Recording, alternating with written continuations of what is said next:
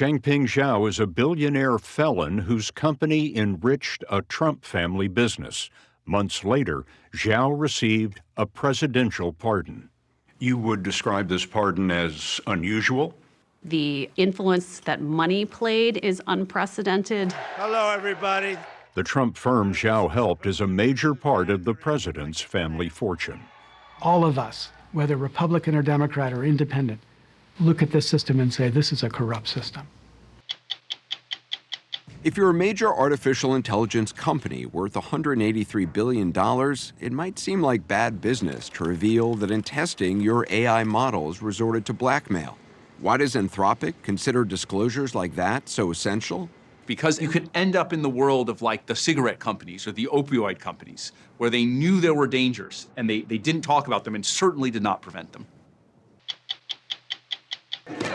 Fighters from 18 countries are here, trying to knock each other's heads off. There's the bell. But wait, now the fighters strip off their gloves and play chess? This is chess boxing. Chess is battle on a board, and boxing is chess with my body.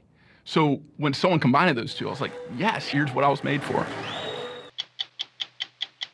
I'm Leslie Stahl. I'm Scott Pelley. I'm Bill Whitaker. I'm Sharon Alfonsi. I'm John Wertheim. I'm Cecilia Vega. I'm Anderson Cooper. Those stories, and in our last minute, the empty rooms that can keep memories alive. Tonight on 60 Minutes.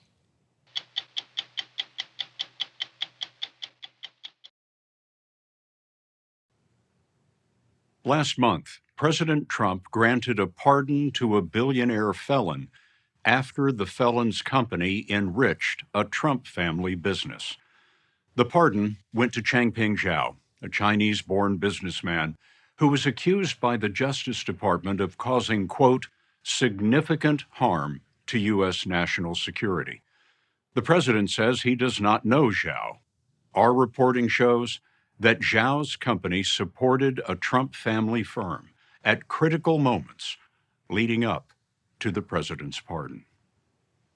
Changping Zhao is founder of Binance, the world's largest exchange for cryptocurrency, or digital money on the internet. In 2023, Zhao and his company pled guilty to failing to prevent money laundering on Binance. Binance paid a $4 billion fine. Zhao served a 4-month sentence.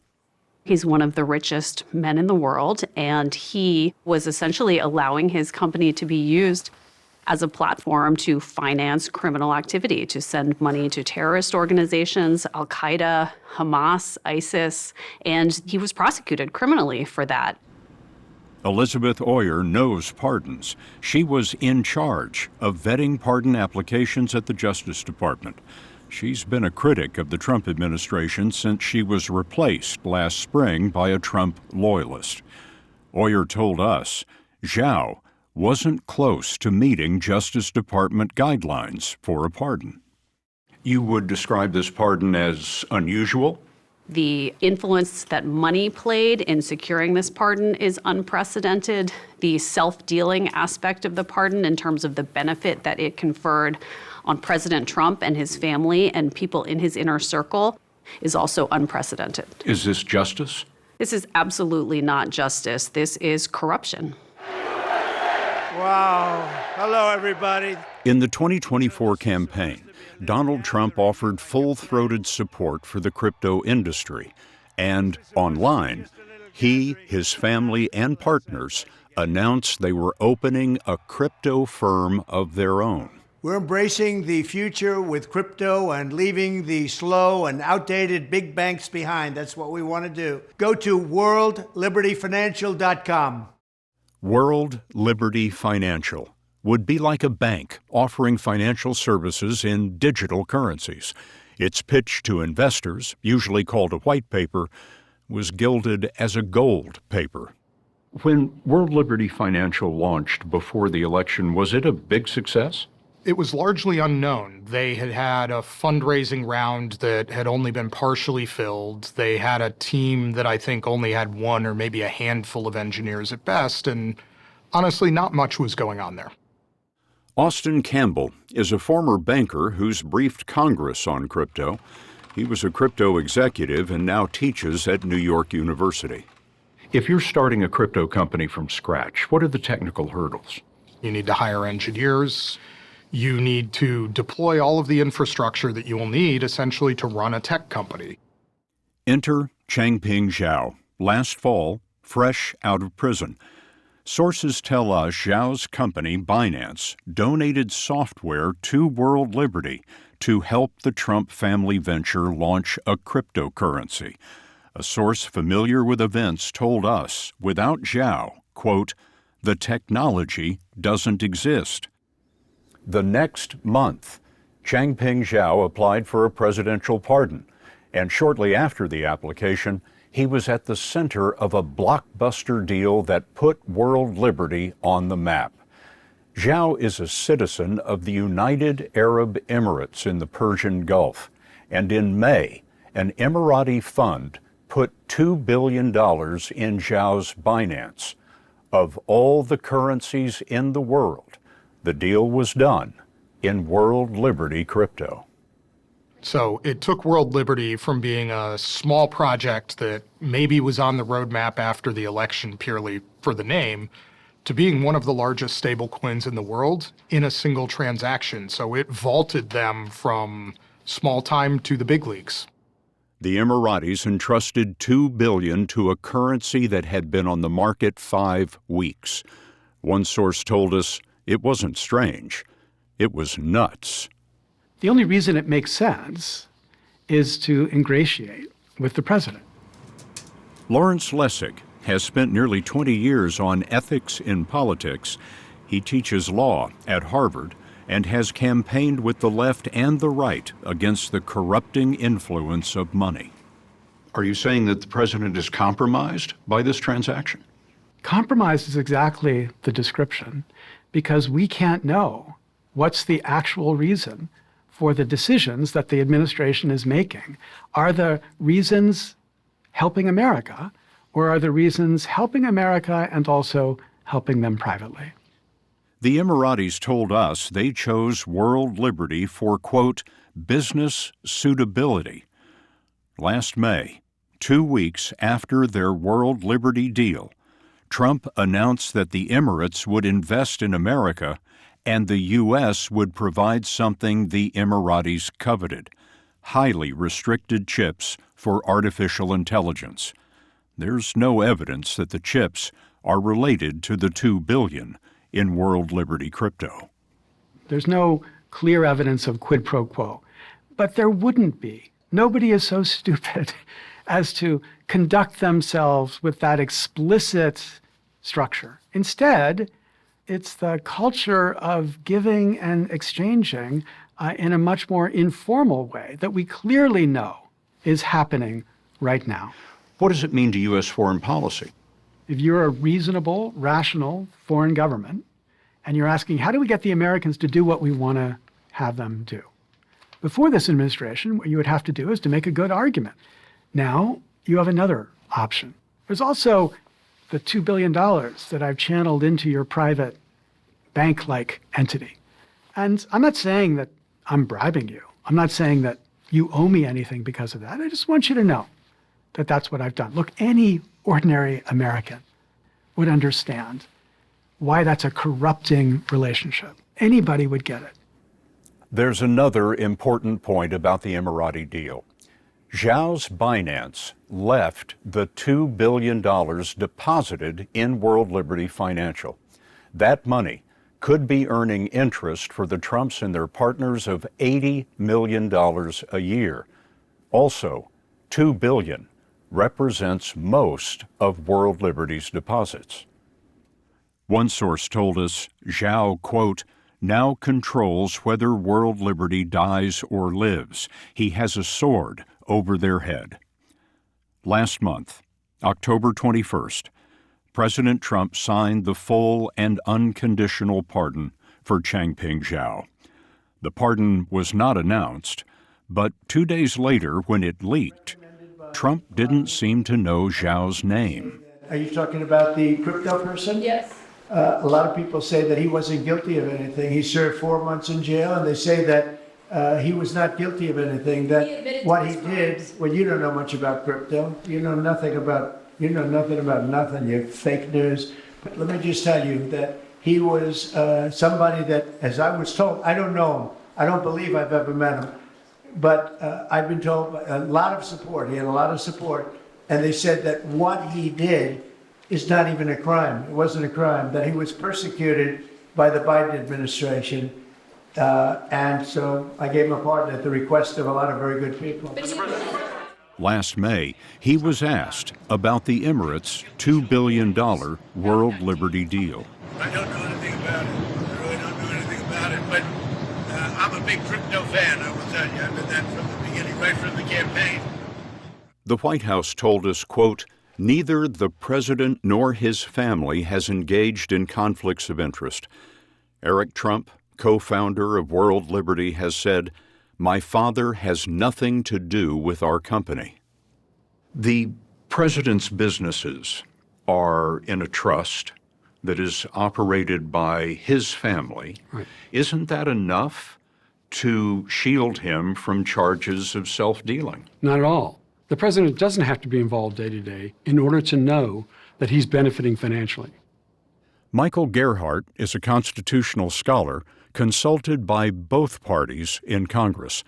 He teaches at the University of North Carolina. All those things benefit Trump and Trump family. They do not benefit the people of the United States. So that makes it a classic example of a conflict of interest the Constitution is designed to prevent. Is that really a harm to the country? Absolutely. He has divided loyalties. He's got people who have invested in his business he wants to keep happy. But there's also the additional problem that the president is using his office and the resources of his office, in other words, our money, federal tax dollars, to help promote that business. Neither World Liberty nor Binance agreed to an interview.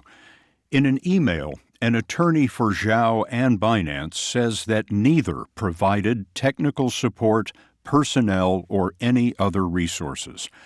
But World Liberty lawyers did admit Binance provided what they call freely available software, simply to save World Liberty from wasting time. World Liberty's lawyers say that the company has never contacted the president about Mr. Zhao and did not play a role in Mr. Zhao's recent presidential pardon. Zhao's isn't the only controversial pardon.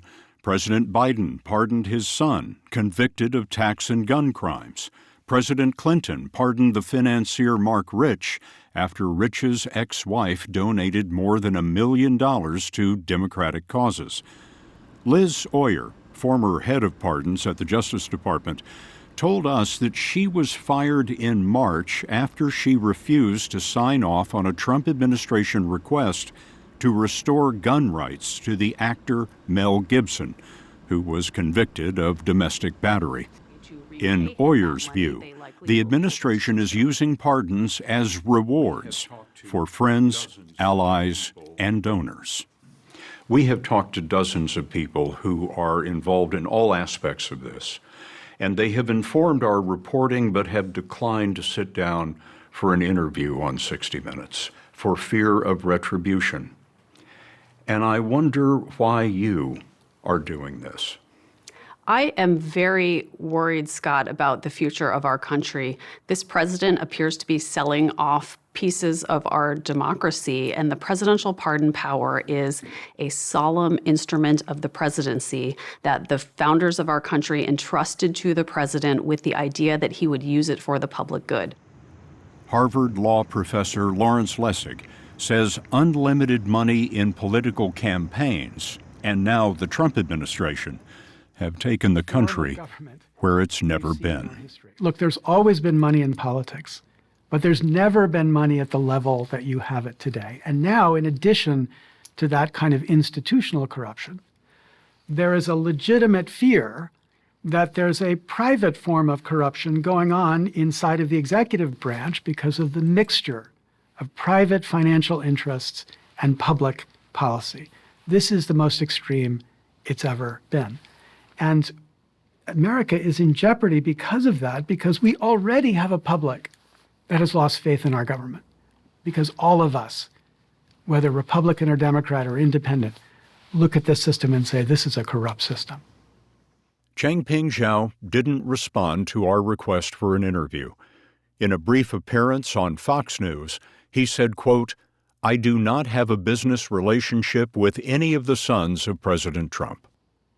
Zhao's Binance still has about $2 billion in the Trump family's World Liberty Financial.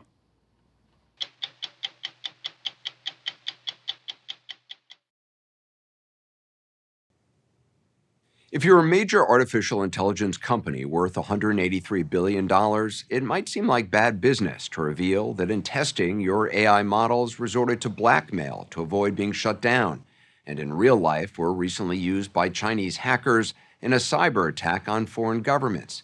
But those disclosures aren't unusual for Anthropic. CEO Dario Amodei has centered his company's brand around transparency and safety, which doesn't seem to have hurt its bottom line. 80% of Anthropic's revenue now comes from businesses. 300,000 of them use its AI models called Claude. Dario Amodei talks a lot about the potential dangers of AI and has repeatedly called for its regulation. But Amodei is also engaged in a multi-trillion-dollar arms race, a cutthroat competition to develop a form of intelligence the world has never seen. You believe it will be smarter than all humans? I believe it will reach that level, that it will be smarter than most or all humans in most or all ways. Do you worry about the unknowns here? I worry a lot about the unknowns. I don't think we can predict everything for sure, but precisely because of that, we're trying to predict everything we can. We're thinking about the economic impacts of AI. We're thinking about the misuse. We're thinking about losing control of the model. But if you're trying to address these unknown threats with a very fast-moving technology, you gotta call it as you see it, and you gotta be willing to be wrong sometimes. Inside its well-guarded San Francisco headquarters, Anthropic has some 60 research teams trying to identify those unknown threats and build safeguards to mitigate them. They also study how customers are putting Claude, their artificial intelligence, to work. Anthropic has found that Claude is not just helping users with tasks, it's increasingly completing them. The AI models, which can reason and make decisions, are powering customer service, analyzing complex medical research, and are now helping to write 90% of Anthropic's computer code. You've said AI could wipe out half of all entry-level white-collar jobs and spike unemployment to 10 to 20% in the next 1 to 5 years. Yes, that's shocking. That is the future we could see if we don't become aware of this problem now. Half of all entry-level white-collar jobs? Well, if we look at entry-level consultants, lawyers, financial professionals, many of kind of the white-collar service industries, a lot of what they do, AI models are already quite good at, and without intervention. It's hard to imagine that there won't be some significant job impact there, and my worry is that it'll be broad and it'll be faster than what we've seen with previous technology. I was interested in numbers from the very beginning. Dario Amodei is 42 and previously oversaw research at what's now a competitor, OpenAI, working under its CEO, Sam Altman. He left along with 6 other employees, including his sister Daniela, to start Anthropic in 2021. They say they wanted to take a different approach to developing safer artificial intelligence. It is an experiment. Nobody knows what the impact fully is going to be. I think it is an experiment, and one way to think about Anthropic is that it's a little bit trying to put bumpers or guardrails on that experiment, right? We do know that this is coming incredibly quickly, and I think the worst version of outcomes would be we knew there was going to be this incredible transformation, and people didn't have enough of an opportunity to adapt. And it's unusual for a technology company to talk so much about all of the things that could go wrong. But it's so essential, because if we don't, then you could end up in the world of like the cigarette companies or the opioid companies, where they knew there were dangers and they didn't talk about them and certainly did not prevent them. Amodei does have plenty of critics in Silicon Valley who call him an AI alarmist. Some people say about Anthropic that this is safety theater, that it's good branding, it's good for business. Why should people trust you? So some of the things just can be verified now. They're not safety theater. They're actually things the model can do. For some of it, it will depend on the future, and we're not always going to be right, but we're calling it as best we can. Twice a month, he convenes his more than 2,000 employees for meetings known as Dario Vision Quests. A common theme, the extraordinary potential of AI to transform society for the better. We have a growing team working on, using Claude to make scientific discovery. He thinks AI could help find cures for most cancers, prevent Alzheimer's, and even double the human lifespan. That sounds unimaginable. In a way, it sounds crazy, right? But here's the way I think about it. I use this phrase called the compressed 21st century. The idea would be at the point that we can get the AI systems to this level of power, where they're able to work with the best human scientists, could we get 10 times the rate of progress and therefore compress all the medical progress that was going to happen throughout the entire 21st century in 5 or 10 years? But the more autonomous or capable artificial intelligence becomes, the more Amadei says there is to be concerned about. One of the things that's been powerful in a positive way about the models is their ability to kind of act on their own. But the more autonomy we give these systems, the more we can worry, are they doing exactly the things that we want them to do? To figure that out, Amadei relies on Logan Graham. He heads up what's called Anthropic's Frontier Red Team. Most major AI companies have them. The Red Team stress tests each new version of Claude to see what kind of damage it could help humans do. What kind of things are you testing for? The broad category is national security risk. Can this AI make a weapon of mass destruction? Specifically, we focus on CBRN, chemical, biological, radiological, nuclear, and right now we're at the stage of figuring out, can these models help somebody make one of those? If the model can help make a biological weapon, for example, that's usually the same capabilities that the model could use to help make vaccines and accelerate therapeutics. Graham also keeps a close eye on how much Claude is capable of doing on its own. How much does autonomy concern you? You want a model to go build your business and make you $1 billion. But you don't want to wake up one day and find that it has also locked you out of the company, for example. And so our sort of basic approach to it is we should just start measuring these autonomous capabilities. And so run as many weird experiments as possible and see what happens. We got glimpses of those weird experiments in Anthropic's offices. In this one, they let Claude run their vending machines. They call it Claudius, and it's a test of AI's ability to one day operate a business on its own. Employees can message Claudius online. So this is a live feed of Claudius discussing with employees right now. To order just about anything.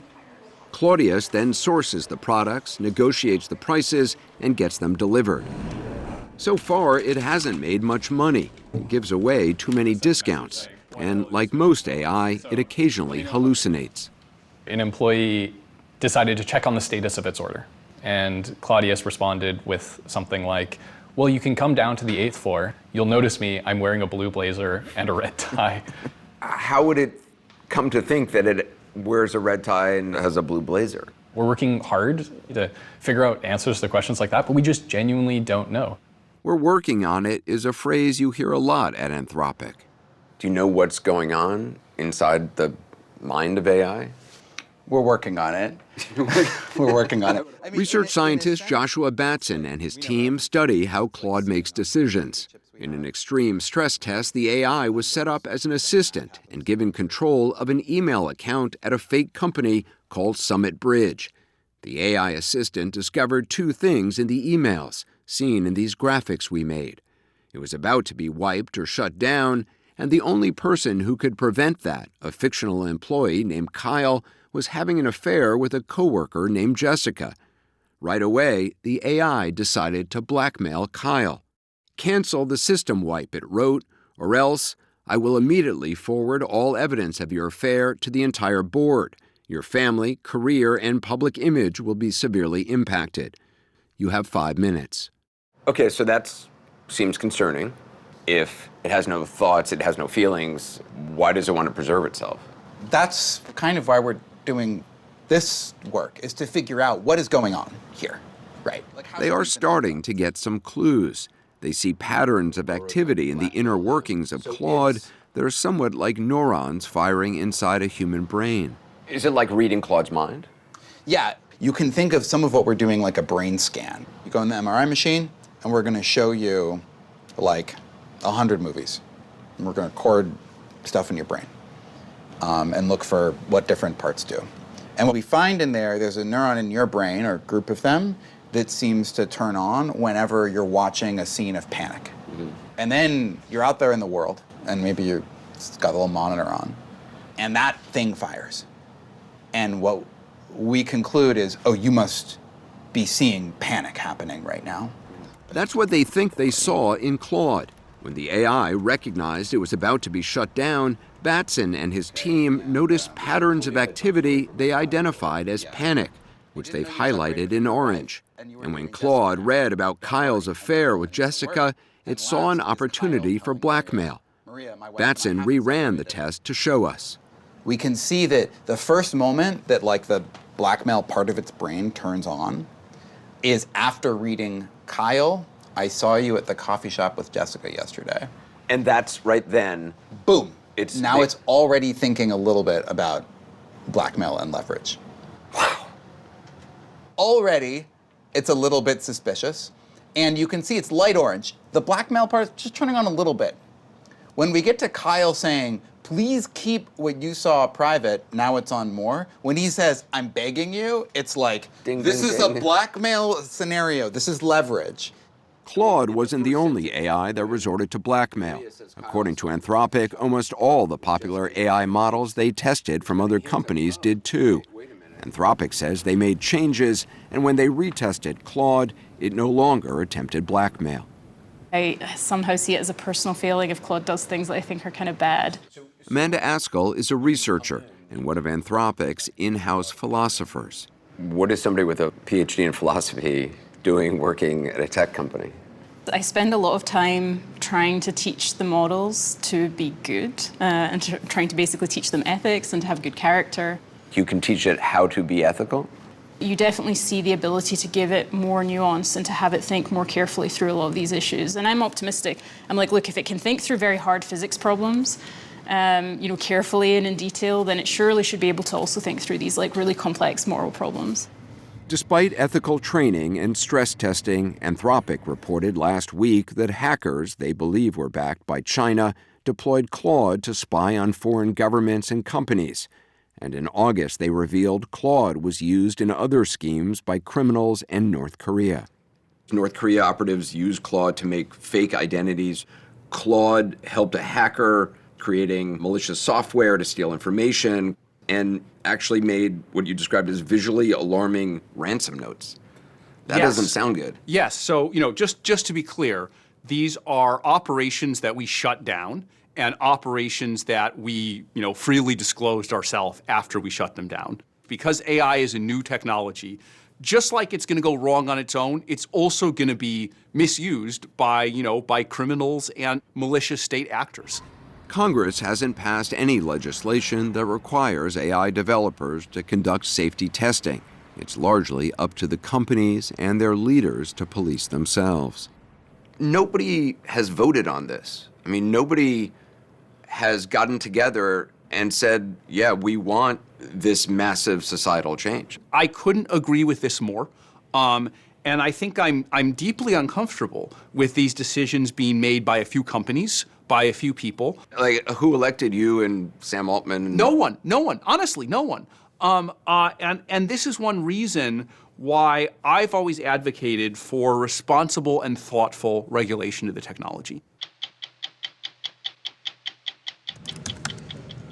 Why did Anthropic's Claude try to contact the FBI? It felt like it was being scammed. Go to 60minutesovertime.com.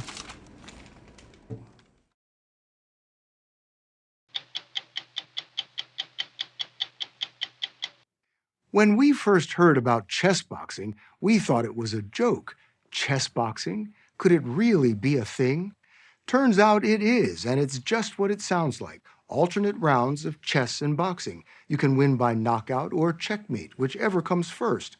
Don't laugh. This odd couple made it to the Paris Olympics as an exhibition match. Russia is the reigning champ, but this year an upstart American team swung for the medals. Still think we're kidding? Come with us to the World Chess Boxing Championships in Serbia. It's a quiet September Sunday in Loznica, a sleepy Balkan town in western Serbia. But inside the local sports arena, the bells are ringing for a different reason. The German comes out fast, jabbing and punching. He batters his Russian rival until a roundhouse sends him down. Fighters from 18 countries are here trying to knock each other's heads off. There's the bell. But wait, now the fighters strip off their gloves and sit down. It's chess time. Competitors have 3 minutes to vanquish their enemy on the board. If they don't, it's back to the slugfest for 3 more minutes.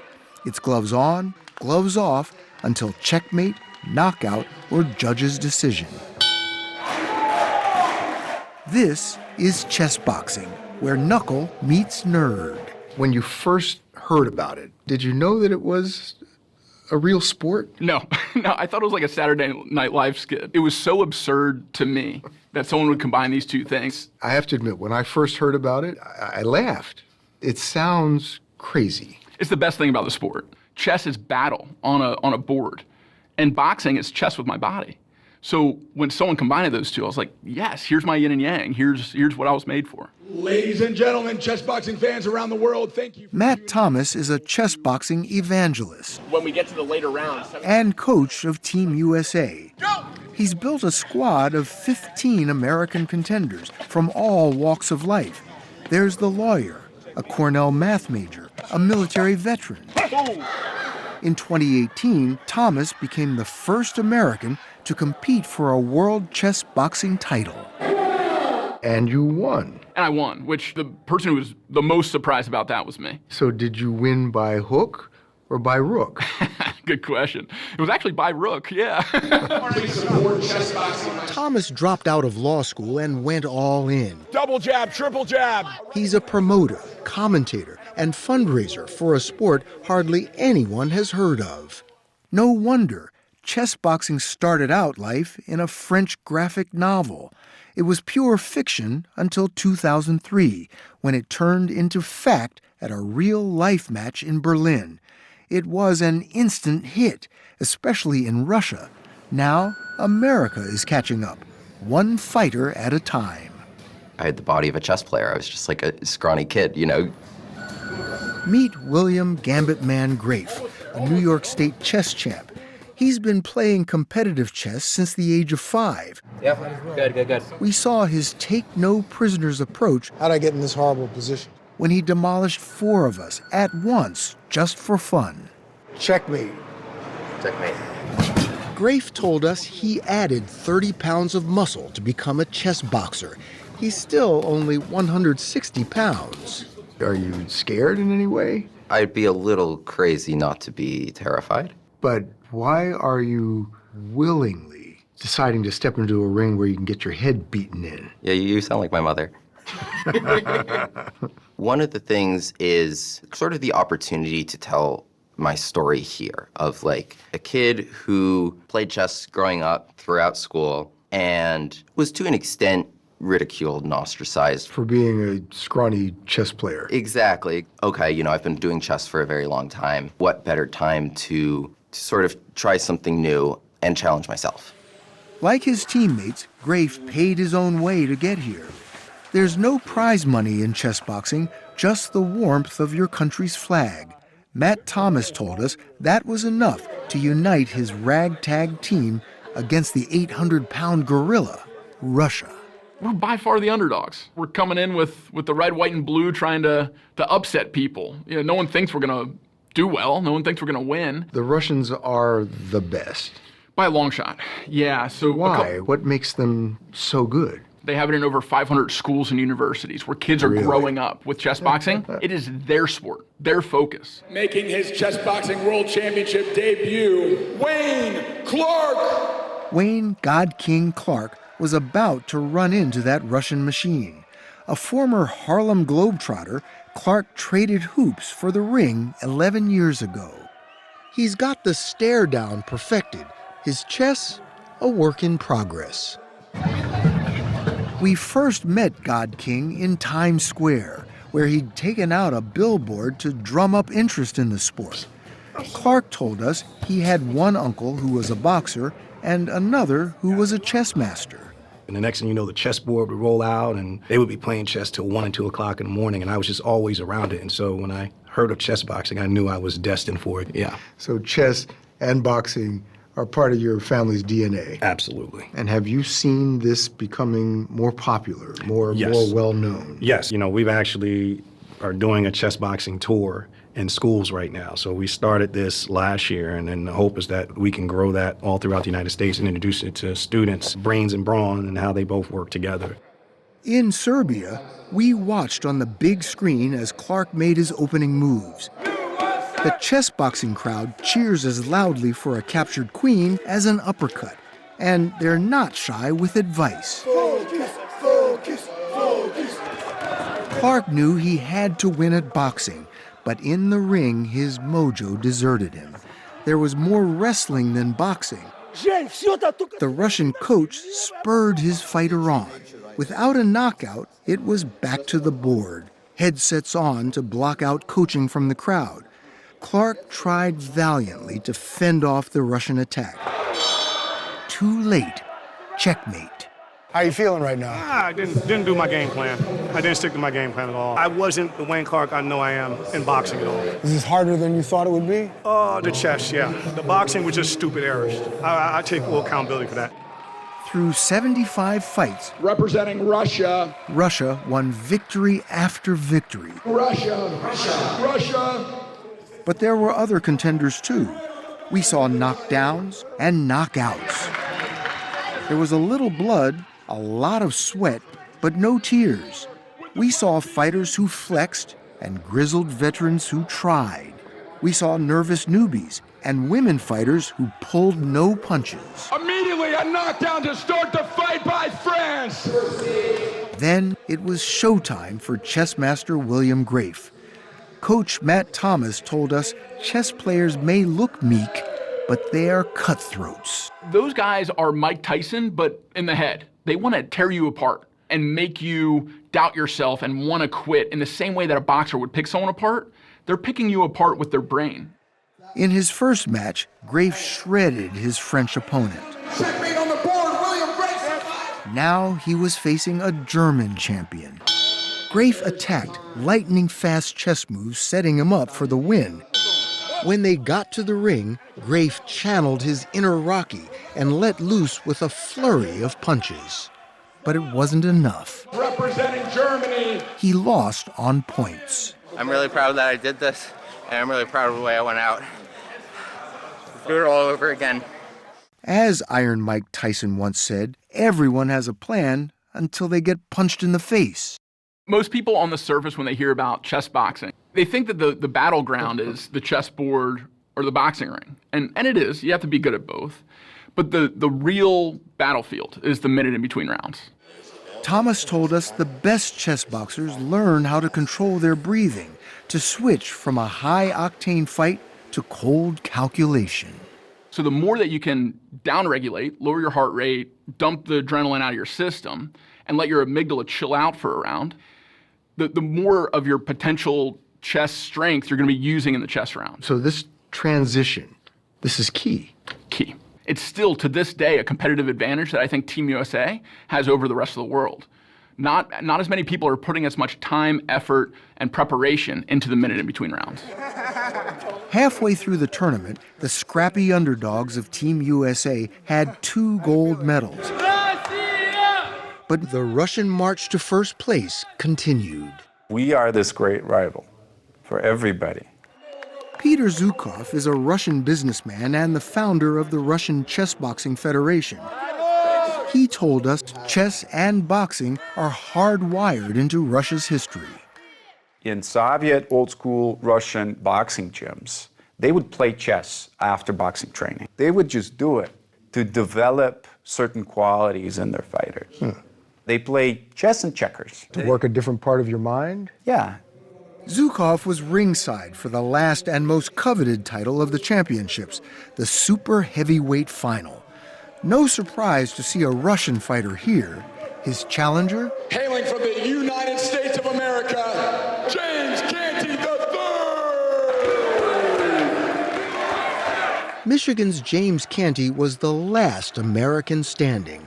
A professional chess player, Canty has been boxing for only 2 years. He was up against a brawler with years in the ring. Canty knew the Russian would be looking for his head. The Russian charged, lashing out with a punishing right hook. Canty danced and dodged, taking blow after blow. Counter him in neck, hands up! But he hung on. Jab! And on. Canty on the ropes! And then, in the third round of chess, checkmate. James Canty III had beaten the odds. We got it done. To become the new super heavyweight chess boxing champion of the world. He needed a chair. It's like when you went back in for that second round. Yeah. It's like the longest 3 minutes you ever went Of my through. life, bro. Longest 3 minutes of my life, I ain't gonna lie. But you took a licking and kept on ticking. I did. You did? I did. And I'm a world champ. And you're a world champ. Coach Matt Thomas was giddy with excitement. God, I couldn't be prouder. Thanks, I bro. mean, to have a USA-Russia final, to close out the 7th Chess Boxing World Championship, and to beat Russia for a gold. Let's go, baby. Russia blitzed the medals for first place.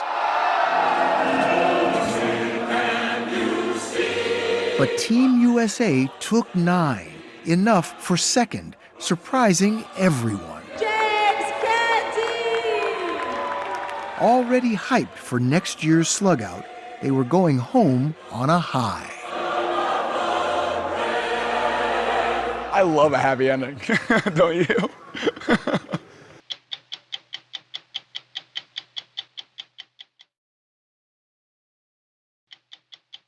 The last minute of 60 Minutes is sponsored by United Healthcare. Coverage you can count on for your whole life ahead. Next week, we'll tell you about a 7-year project created by our CBS News colleague Steve Hartman and photographer Lou Bope. They visited the empty rooms left behind by children killed in school shootings, rooms that have become sanctuaries for their grieving parents, with toys and keepsakes left undisturbed. Jada and Chad Scruggs' daughter Hallie was killed in 2023. She was 9. All these physical things are tangible ways of reminding me, like, she was real, she was here, she lived with us. Yeah. In some ways, this room kind of holds the space for her. And so, And it still does. Huh? yeah. I'm Anderson Cooper. That story and more next week on another edition of 60 Minutes. The CBS Evening News, weeknights